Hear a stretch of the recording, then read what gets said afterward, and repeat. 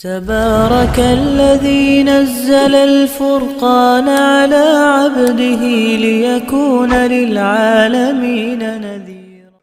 نہیں ہے، خدا کی قسم یہی سوچ آج ہماری قوم کی ہے. خانقاہوں میں مراقبے کروائیں گے، محاسبے کروائیں گے، مدرسوں میں پڑھائیں گے، یونیورسٹیوں میں پڑھائیں گے. جب اس کے دماغ پہ شہوت چڑھے گی اس کو شادی کا مشورہ نہیں دیں گے. اس کو کہیں گے محاسبہ کرو، مراقبہ کرو، فلاں بزرگ کا بیان سنو، تبلیغ میں چلہ لگاؤ، 4 مہینے لگاؤ. خدا کی قسم لا الہ الا اللہ یہ وہ سوچ ہے جو قوم لوط کی سوچ تھی. یہ مسلمانوں کی سوچ نہیں ہو سکتی. حرام شہوت سے بچنے کا راستہ اللہ نے شادی میں رکھا ہے، محاسبوں مراقبوں میں نہیں رکھا. نکال دو اس قرآن کو اپنے گھر سے باہر.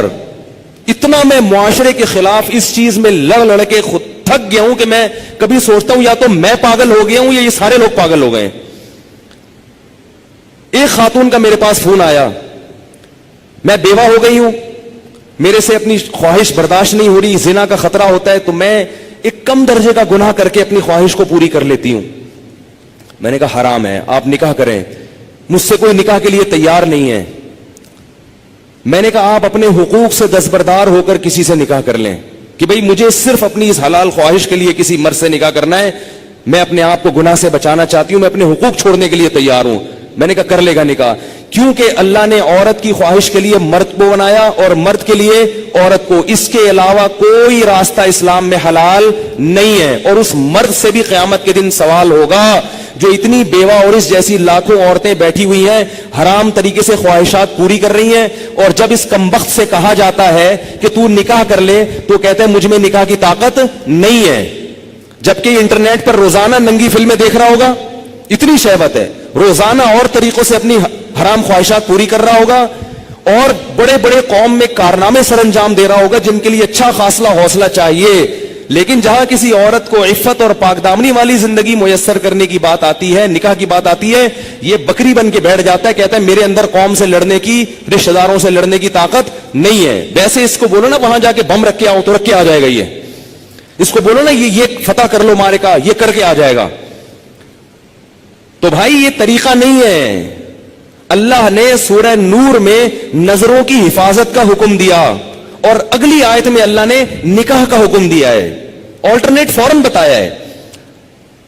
تو اللہ نے صرف اور صرف مرد عورت کو ایک دوسرے کے لیے پیدا کیا ہے، اور ہن لباس لکم وانتم لباس لہن. فرمایا عورت تمہارے عیب پہ پردہ ڈالے گی اور تم اس کے عیب پہ. شہوت اللہ نے دونوں میں رکھی ہے. جو یہ کہتا ہے نا نہیں ہے، خدا کی قسم جھوٹ بولتا ہے. وہ جھوٹ بولتا ہے. وہ کوئی کہتا ہے وہ اتنی نیک عورت ہے اس میں شہوت نہیں ہے، خدا کی قسم جھوٹ بول رہا ہے. جیسے بھوک لگنے کا تعلق آپ کے نیک ہونے یا نہ ہونے سے نہیں ہے، تو سیکچول ڈیزائرز جو ہیں اس کا کسی کے نیک یا برے ہونے سے تعلق نہیں ہے. اتنی یہ کامن سینس کی بات ہے، یہ سمجھ میں نہیں آ رہی بھائی. اتنی کامن سینس کی باتیں ہیں، اس میں کون سی میں ایسی باتیں کر رہا ہوں جو سمجھ میں نہ آئے، اس پہ میرے اوپر الزام لگتے ہیں، پتہ نہیں کیا سکھا رہا ہے لوگوں کو. تو یہ جو الٹے کام آج کل ہو رہے ہیں نا، لڑکیاں بھی کر رہی ہیں، یونیورسٹیاں جانے والی لڑکیاں، کالج جانے والی لڑکیاں میرے پاس فون آتے ہیں، ہم یہ کر رہے ہیں، ہم یہ کر رہے ہیں. میں کہتا ہوں کیوں بھائی؟ کہہ رہے ہمارے اندر جزائز پیدا ہوتی ہے، ہم کیا کریں مفتی صاحب، رشتے ہی نہیں آتے. اور لڑکا بھی کر رہا ہے. ان سے بولو کہ بھائی تم شادی کیوں نہیں کرتے؟ پیسے ہی نہیں ہے، کیسے کر لیں شادی؟ پیسے ہی نہیں ہے. گرل فرینڈ کے لیے پیسے کہاں سے آ جاتے ہیں بھائی تمہارے پاس؟ نکاح کے لیے یہ دماغ سے نکال دو کہ پیسوں کی ضرورت ہوتی ہے. یہ دنیا کا سب سے بڑا جھوٹ ہے کہ شادی کے لیے پیسے چاہیے. او بھائی شادی ایجاب و قبول کا نام ہے. خدا کی قسم نہیں چاہیے پیسے شادی کے لیے.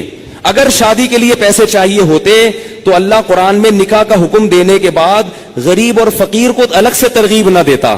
اللہ کہتے اگر فقیر ہو نا تو اللہ دے دے گا پیسے، کر لو شادی. اگر نکاح میں پیسوں کی شرط ہوتی کہیں بھی کسی بھی درجے میں تو اللہ کیا کہتے جن لوگوں کے پاس پیسے نہیں ہیں وہ صبر کریں. اللہ نے تو نہیں کہا. اب آپ کہیں گے جب پیسے نہیں ہے تو کیسے شادی ہوگی؟ نکاح نام ہے ایجاب و قبول کا. بھائی کسی لڑکی سے عقد کر لو، ایگریمنٹ کر لو کہ میں تمہیں اپنے نکاح میں لیتا ہوں، وہ اس کہ ہاں میں نے قبول کیا، گواہ سن رہے ہو، یہ بات ہو گیا. اب اگر پیسے نہیں ہے تو اس کو بتاؤ پیسے نہیں ہے میرے پاس، تم میرے گھر آگے رہنا چاہتی ہو تو میرے ذمے تمہارا خرچہ ہے، لیکن یہ ہے میرے پاس، میں جتنا خود کھا رہا ہوں اس میں سے آدھی روٹی تمہیں کاٹ کے دے دوں گا. बहुत मुश्किल है। कुछ करना है ना तो कुछ करना पड़ेगा, वरना चलते रहो फिर उसी रास्ते पे जो लूत अलैहिस्सलाम की कौम वाला रास्ता है, उधर ही जाओ। और उस अंजाम हमारी कौम का भी वही है जो उनका अंजाम था, जो गोरों का अंजाम हुआ है ना। गोरे को यह समझाना बड़ा मुश्किल है कि लड़कों से बदफेली गलत क्यों है। क्यों मुश्किल है? इसलिए कि वो निकाह से दूर भाग भाग के लड़कों के इतने आदी हो चुके हैं कि अब वो कह रहे हैं ये मौलवी पागल हैं, इनको पता नहीं कैसी बातें कर रहे हैं ये। गंद में जब एक दफा पड़ गए ना, फिर निकाह के लिए पैसे होंगे तो भी शादी नहीं करोगे। ये गंद में पड़ने से पहले की बातें हैं सारी। पाकीज़ा जिंदगी गुजारो अल्लाह के बंदो, निकाह करना पैगंबरों की सुन्नत है, और निकाह के अलावा रास्ता इख्तियार करना ये जहन्नमियों का तरीका है, ये पैगंबरों का तरीका नहीं है। मूसा अलैहिस्सलाम के पास कितने पैसे थे तो उन्होंने शादी कर ली थी? कुछ भी तो नहीं था। लड़की के बाप ने कहा 10 साल बकरियां चराओगे? उन्होंने कहा कबूल है, चराऊंगा। उन्होंने कहा शादी तो हो, चलो 10 साल बकरियां चलाएंगे, शादी तो हो। हमारे नबी के पास कितने पैसे थे जो उन्होंने 9 बीवियां रखी हैं, 11 शादियां की है। हमारे नबी के पास तो कुछ भी नहीं था। बुखारी में हदीस है कि एक शख्स आया, लोहे की एक अंगूठी नहीं है, नबी ने उसका भी निकाह कराया, उनकी भी शादी कराई। तो भाई जो खा रहे हो आधी रोटी किसको दे देना? बीवी को। बोले भाई ये मैं अभी तो यही कर सकता हूं। अगर मजे से रहना चाहे ठीक है, जाना चाहे बोले ठीक है तलाक ले लो, मैं फिर कहीं और करता हूं। मिल जाएंगी आपको इंशाअल्लाह, करना ही नहीं चाहते हो। और औरत को भी शौहर मिल जाएगा। और अगर उस लड़की को खर्चा नहीं मिल रहा शौहर की तरफ से, तो कम से कम उसकी सेक्सुअल डिजायर्स तो पूरी होंगी ना हलाल तरीके से, ये जरूरत तो पूरी हो जाएगी ना।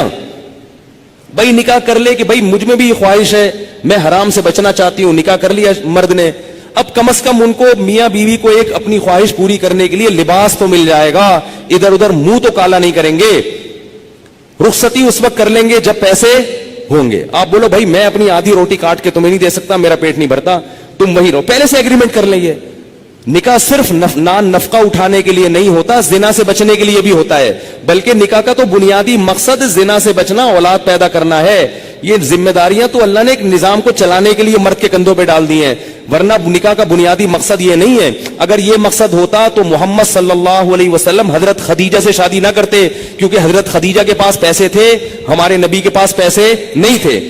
जिम्मेदारी उठाने के लिए अगर शादी होती तो खदीजा से, हमारे नबी की जिम्मेदारी हजरत खदीजा ने उठाई है।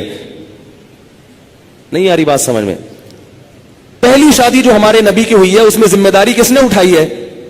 हजरत खदीजा ने। हजरत खदीजा फरमाए मेरे पास माल बहुत है, शरीफ आदमी नहीं मिल रहा कोई, तो आप निकाह, आप शरीफ हैं ठीक है। तो 2 फायदे हमारे नबी को अल्लाह ने दे दिए, एक बीवी मिल गई और अल्लाह ने माली लिहाज से गनी कर दिया। तो बाकी सब चीजें बाद में हैं। सबसे पहले अपने आप को हराम काम से बचने के लिए निकाह करो। तुम गुनाहों में पड़ोगे, तुम्हारे माँ बाप को इस पे तकलीफ नहीं होगी। आजकल नहीं होती माँ बाप को तकलीफ, वो कहते हैं जिना करता रहे, कुछ भी करता रहे, बहू घर में आई तो टांगे तोड़ के निकाल देंगे, क्योंकि ये बहू हमारी जायदादें खा जाएगी, ये हमारे पराठे खा जाएगी, अब 1 अंडा पकड़ा है 2 अंडे पकेंगे। वो यही सोचते रहते हैं। इतना छोटा दिल। अबे भाई अल्लाह ने जिसने तुम्हें खिला लिया यार, अगर बहू एक घर में आ गई 2 रोटी ज्यादा पक जाएगी ना, और क्या होगा, 2 रोटी ज्यादा पक जाएगी। अल्लाह ने एक दूसरे के लिए पैदा किया है और बालिग होते ही ये ख्वाहिश रख दी है।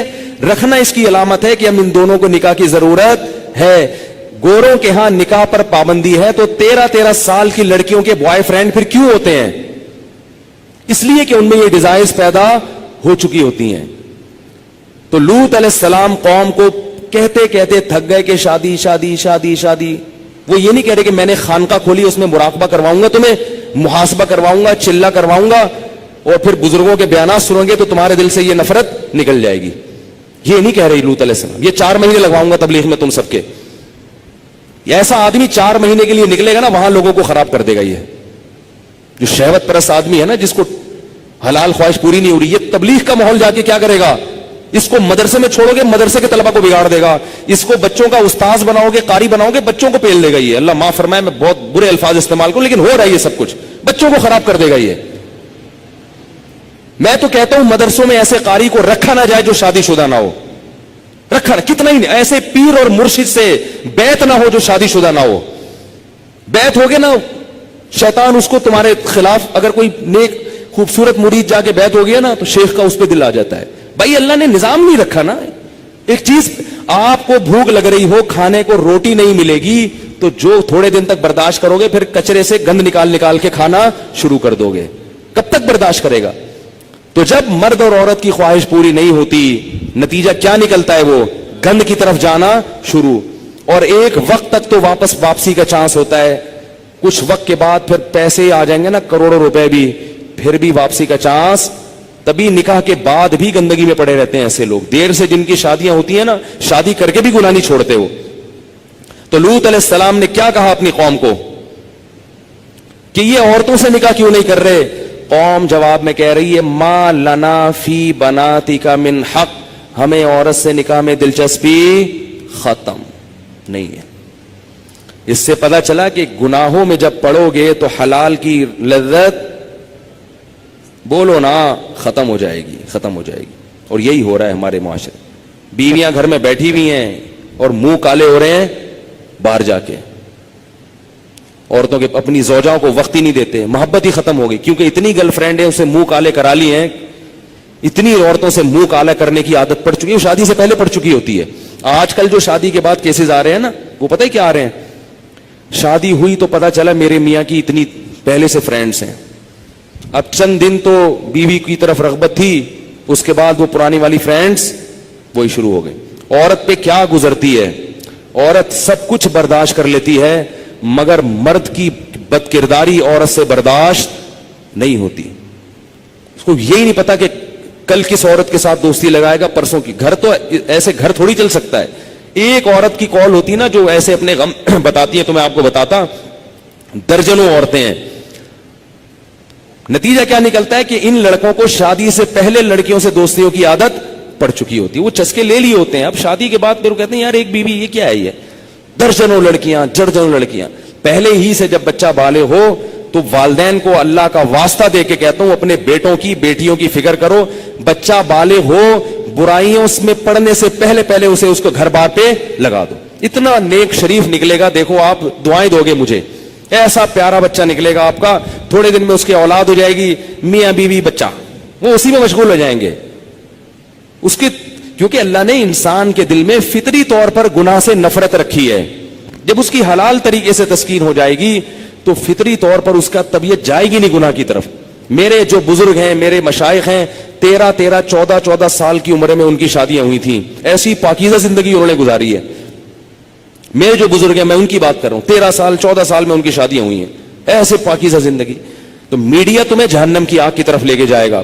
تو اللہ نے في قلبي دوما يغمرني من فيض ضياء